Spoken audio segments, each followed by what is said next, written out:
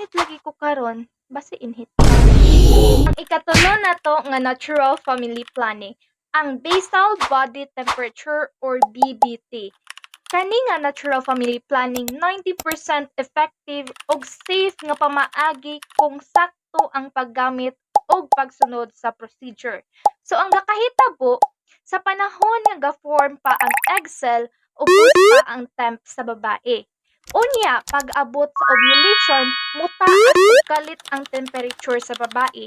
Maong feeling sa babae nga, gapang init lagi ko karon, basi inhit ka. Charis lang bad kay ko. Pero dapat i-assess gihapon nato siya kay basi gilantan ra to bayot, basi nara to infection mong nitaas ang iyang temperature. So unsaon man ni siya? Number one, dapat ang babae matulog at least 3 hours. Then kwaon niya ang iyang temp, same time, dapat pareha nga oras, same temperature, og same site.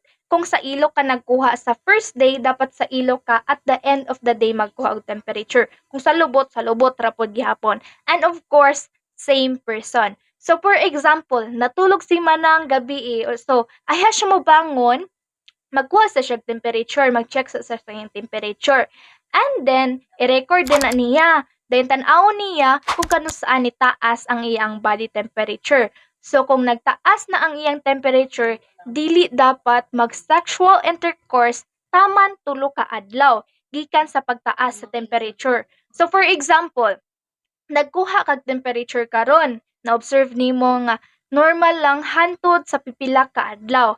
Dayon pagkuha nimo og temperature balik gikan atong pipila ka adlaw, nikalit ra og taas ang imong temperature. So pasabot ato nag-ovulation na ka. Nana si itlog didto, nana si egg cell didto naghulat sa imong fallopian tube sa iyang kadate nga si sperm.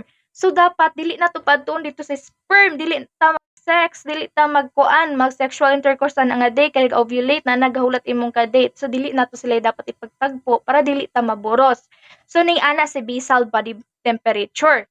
Pero ang basal body temperature maapektuhan sa environment.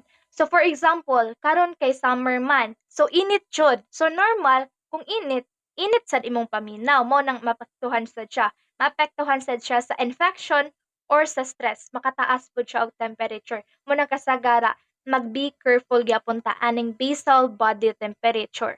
So, naipangutana, nganong moinit man ang babae during ovulation day? Kay tungod, ana nga day, nitaas ang hormone na ginatawag natog progesterone.